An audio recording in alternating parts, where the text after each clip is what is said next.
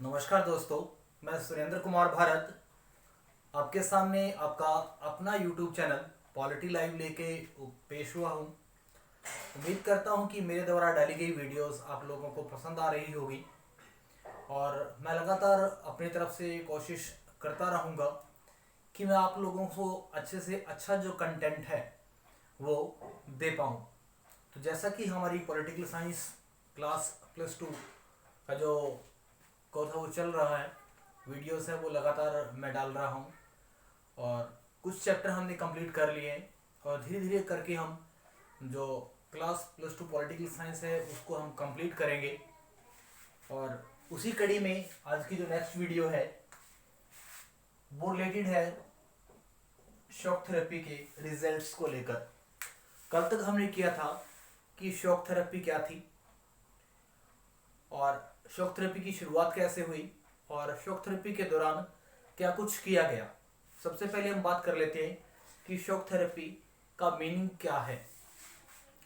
जैसे ही 1991 में cold war का एंड हुआ, यूएसएसआर 15 पार्ट्स में डिवाइड हो गया। डिवाइड होने के बाद हुआ ये कि अमेरिका के द्वारा बहुत सारी ऐसी योजनाएं लागू की गई, बहुत सारी ऐसे इंस्टीट्यूशन सेट किए गए जो कहीं ना कहीं इस बात के लिए काम कर रहे थे कि जो 15 देश यूएसएसआर से अलग हुए हैं उनको अपनी साइड करना, उनके लिए कुछ खास इकोनॉमिक जो पॉलिसीज़ हैं, कुछ खास जो आर्थिक जो योजनाएं हैं वो लागू करना। और इन योजनाओं के तहत उन कंट्रीज़ को सहायता दी गई बहुत ज़्यादा।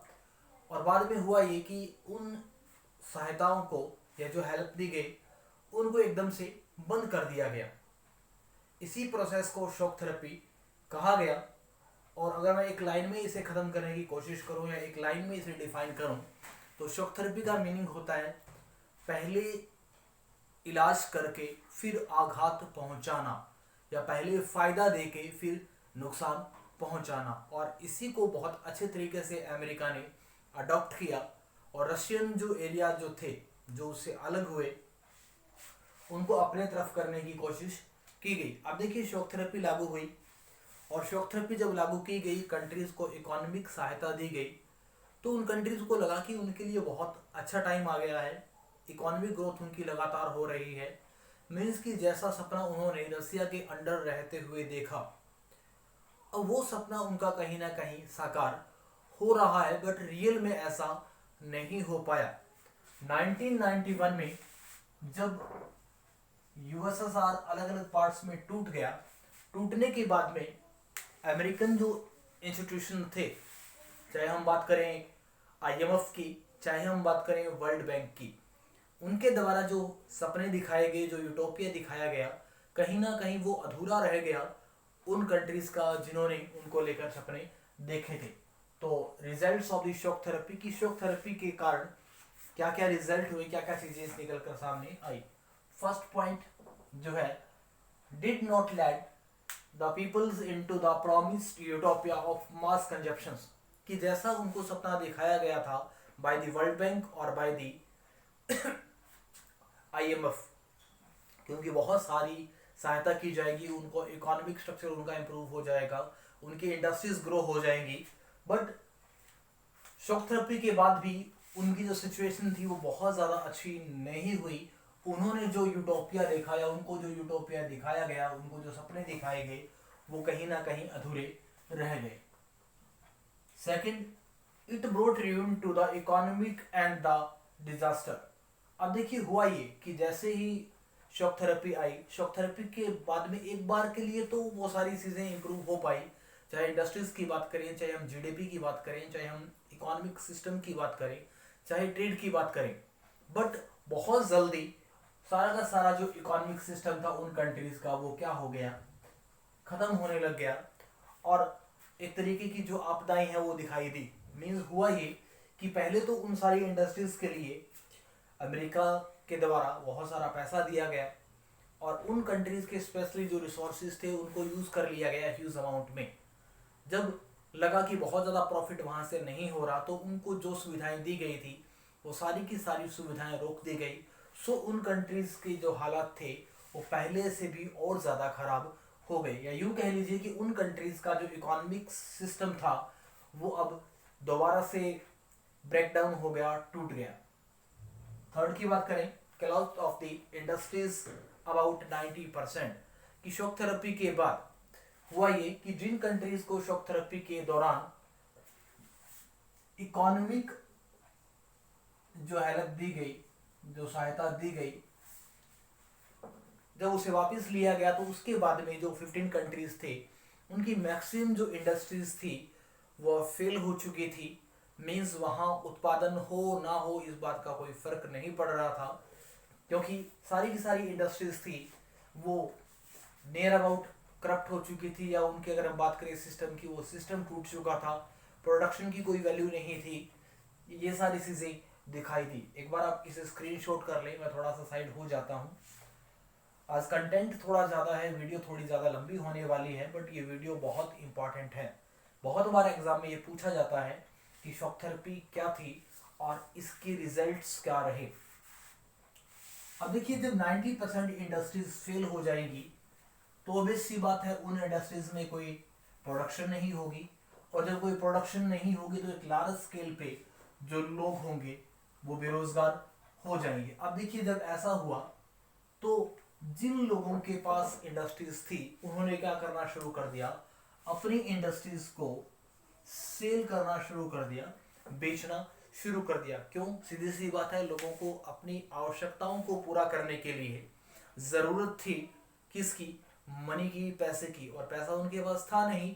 सो अब हुआ ये कि उनकी जो इंडस्ट्रीज थी उनको उन्होंने सेल करना शुरू कर दिया, और जिन लोगों के पास जो भी गुड्स थे उनको अपनी आवश्यकताएं पूरी करने के लिए उन गुड्स को क्या किया, जो भी वहाँ की गलियां थी, जो भी वहाँ के बाजार थे, उनमें सजा दिया। लग रहा था कि जिस भी गली में कोई पर्सन जाता तो हर जगह सामान बिखरा दिखाई देता, सामान ही सामान दिखाई देता, और वो पूरा का पूरा सामान सेल पे लगा होता। मीन्स लोगों के पास पैसा नहीं था, गुड्स बहुत थे। सो हर जगह ऐसा सीन दिखाई दिया कि जो बहुत वैल्यूएबल जो थिंग्स थी उन्हें औने पौने दामों पे, बहुत लेस अमाउंट पे उनको बेचा गया।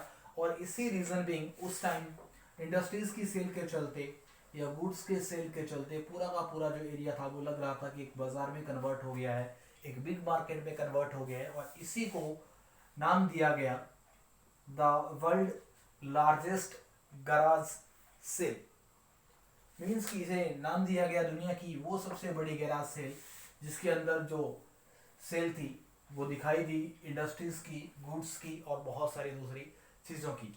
अब देखिए, हुआ ये कि जो कॉमन पीपल थे उनके ऊपर भी बहुत ज़्यादा इसका असर दिखाई दे रहा था, बिकॉज उनके अब जो आजीविका के जो रिसोर्सेज थे वो छिन चुके थे, उनके पास जो पैसा था वो ऑलरेडी लग चुका था। सो अब उन्हें पैसे की नीड थी।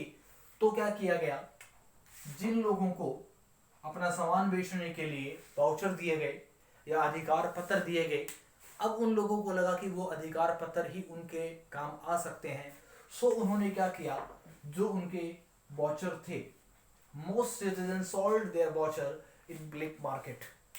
अब हुआ ये कि जो ब्लैक मार्केट थी, काला बाजारी थी, उसकी मार्केट में लोगों ने क्या कर दिए, अपने जो अधिकार पत्र थे, जिन अधिकार पत्र के तहत वो ट्रेड कर सकते थे, व्यापार कर सकते थे, सेल एंड परचेज का काम कर सकते थे, उन अधिकार जो पत्र थे उनको लो कॉस्ट के ऊपर बहुत ही कम प्राइस पे उन्होंने बेच दिया, ताकि उनकी जो डेली मर्रा की ज़िंदगी के लिए जो चीज़ें ज़रूरी होती है वो उन लोगों को मिल सके। नेक्स्ट की अगर बात करते हैं, नेक्स्ट पॉइंट की, the values of the Russian currency declines and inflation. अब देखिए, हुआ ये कि रशियन जो करेंसी थी उसकी जो वैल्यू थी वो बहुत कम हो चुकी थी, उसकी कोई वैल्यू नहीं रह गई थी। मीन्स अगर हम बात करें कि रशियन करेंसी की, तो वो लगातार उसका डिक्लाइन हो रहा था, लगातार वो गिरती जा रही थी। इंटरनेशनल जो मार्केट थी उसमें जो रशियन करेंसी थी उसकी कोई खास वैल्यू नहीं रह गई थी, इसलिए कोई भी जो गुड्स था उसे खरीदने के लिए बहुत ज़्यादा ज़रूरत पड़ रही थी किसकी, पैसे की। इन्फ्लेशन का नाम मतलब होता है कि जो मार्केट है उसमें गुड्स तो बहुत ज़्यादा हो, ठीक है, और खरीदने के लिए लोगों के पास पैसा ना हो। इस तरीके की सिचुएशन दिखाई दी। मीन्स जो करेंसी थी उसकी वैल्यू गिर चुकी थी, गुड्स जो थे वो मार्केट भरी पड़ी थी, बट लोगों के पास पैसा नहीं था उन गुड्स को खरीदने के लिए। अब जब ऐसी सिचुएशन होती है तो चाहे वो इंडस्ट्रीज है, चाहे वो कंट्रीज के स्मॉल स्केल इंडस्ट्रीज की बात करें या लार्ज स्केल इंडस्ट्रीज की बात करें, उन पे हमेशा नेगेटिव इम्पैक्ट जरूर दिखाई देता है, और ऐसा ही हुआ उन कंट्रीज में। फिर नेक्स्ट अगर बात करें, the collective form systems disintegrated, कि अब हुआ ये कि रसिया के ओल्ड जो पैटर्न था, मीन्स अगर हम रसिया के ओल्ड एग्रीकल्चर हम पैटर्न की बात करें, वो अब अबॉलिश हो गया, उसे खत्म कर दिया गया। और उसे खत्म करने के बाद में जो नए तरीके का जो पैटर्न था वो दिखाई दिया। पूरी की पूरी जो लैंड थी वो अब प्राइवेट हाथों में आ चुकी थी, और प्राइवेट हाथों में आने के बाद में उस लैंड के ऊपर पूरा का पूरा जो कंट्रोल था वो निजी व्यक्तियों का था, या उन व्यक्तियों का था जिन्होंने उस पार्टिकुलर एरिया को खरीदा था। सो रसिया के अंदर अब वो मेथड भी नहीं रह गया था एग्रीकल्चर करने का जो कि पहले रसिया के अंदर होता था। अब देखिए हुआ ये कि आपकी इंडस्ट्रीज खत्म हो चुकी हैं, आपका एग्रीकल्चर जो मेथड है वो धीरे धीरे करके खत्म हो रहा है, तो क्या आपकी जीडीपी के ऊपर पॉजिटिव इंपैक्ट आएंगे या फिर नेगेटिव? तो ऐसा ही देखा गया उस टाइम की। अगर मैं बात करूं जीडीपी ऑफ रशिया, कंपेयर किया गया उसे पहले की जीडीपी के साथ। GDP of Russia 1999 was below to the 1989, कि जब 1989 में जो रसिया की जीडीपी थी और इसके 10 साल बाद मींस 1999 में जो रसिया की जीडीपी थी, दोनों को अगर देखें, दोनों को अगर कंपेयर करें, तो इस टाइम 1989 में रसिया की जीडीपी ज़्यादा अच्छी थी, ज़्यादा बेटर थी। बट उसके जैसे जैसे आगे वो गया, मींस 1991 में उसका डिसइंटीग्रेशन हुआ, और अगले 8 से 9 सालों के बाद उसकी जो जीडीपी थी वो लगभग क्रैश हो चुकी थी, टूट चुकी थी, उसकी जीडीपी में कुछ था ही नहीं। मींस मान के चलें कि उसका जो ग्रोथ का जो रेट था वो बहुत ज़्यादा डाउन हो चुका था, उसकी इकोनॉमी की जो ग्रोथ थी वो पहले से कई गुना कम हो चुकी थी, लेस हो चुकी थी। अब देखिए हुआ ये, जब आपकी इकोनॉमी खत्म हो जाएगी तो धीरे धीरे आप क्या करने की कोशिश करेंगे, अपनी इकोनॉमी को बूस्ट करने की कोशिश करेंगे, कुछ नया सिस्टम अपनाने की कोशिश करेंगे, और ऐसा ही कुछ किया गया रशियन जो कंट्रीज थे उनके द्वारा। Destroyed old system, evidence of mafia and economic control. अब देखिए जब ओल्ड सिस्टम डिस्ट्रॉय हो गया, जिसके लोग आदी हो चुके थे, जो सिस्टम रसिया में हमेशा से था, वो अब खत्म हुआ, और वहां पे कहीं ना कहीं अगर कुछ वो लोग दिखाई दिए जिनकी पकड़ इकोनॉमी पे मजबूत हो रही थी, लगातार उन्होंने एक माफिया का रोल निभाया।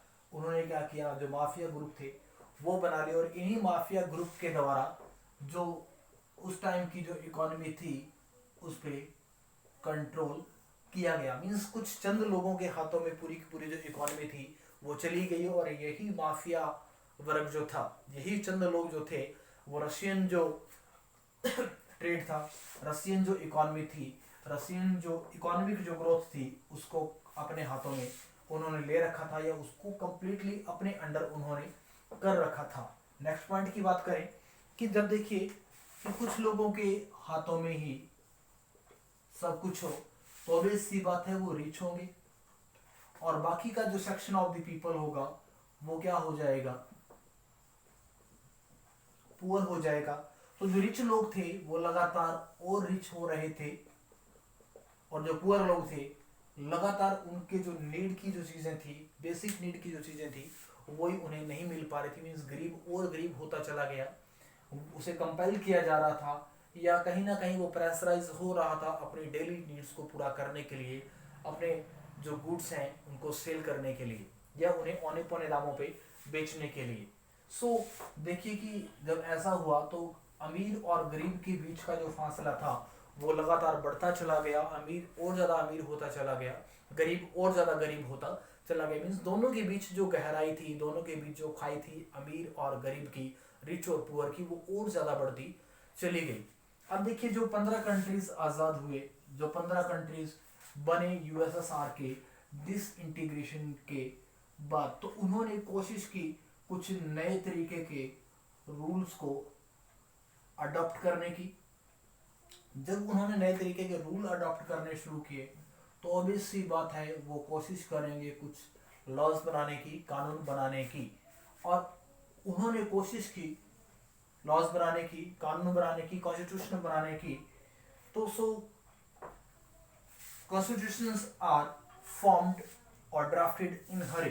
ये जितने भी संविधान बनाए गए उस समय, जितने भी नियम बनाए गए, जितने भी कानून बनाए गए, वो बहुत जल्दबाजी में बनाए गए। और जो भी कानून जल्दबाजी में बनते हैं बहुत ज़्यादा अच्छे नहीं होते आम लोगों के लिए। या यूँ कह लीजिए कि वो जो कानून बनेंगे वो जल्दबाजी में जब बनेंगे तो रिच लोगों को ही बहुत ज़्यादा मैक्सिमम बेनिफिट पहुंचाएंगे, ना कि गरीब लोगों को, ना कि वेलफेयर फॉर दी पीपल। अब देखिए जब कानून बने तो कानूनों में क्या होता है कि देश के लिए जो गवर्नमेंट होती है उसकी बात होती है कि देश में जो गवर्नमेंट होगी वो इस तरीके की होगी। तो उन्होंने क्या किया, अपने देश के अंदर जो प्रेसिडेंशियल जो सिस्टम था उसको अडॉप्ट किया। मीन्स कि उनके देश का जो हेड होगा वो प्रेसिडेंट होगा, वो राष्ट्रपति होगा। संविधान जब बनाया गया तो संविधान में जो प्रेसिडेंट था उसे ऑल पावरफुल कर दिया गया। मीन्स कि सारी जो शक्तियां थी वो प्रेसिडेंट के हाथों में दे दी गई। अब देखिए जब संविधान बना, मान लीजिए 1991 में संविधान बनना शुरू हुआ और कुछ सालों में संविधान बन गया, तो उस टाइम क्या था, स्टार्टिंग में वहां जो रूल था उसके लिए प्रेसिडेंट को लाया गया। मीन्स प्रेसिडेंट को ही सारी शक्तियां दी गई। अब 10 सालों के लिए मान लीजिए एक समझौता कर लिया गया कि प्रेसिडेंट अगले 10 सालों के लिए रहेगा।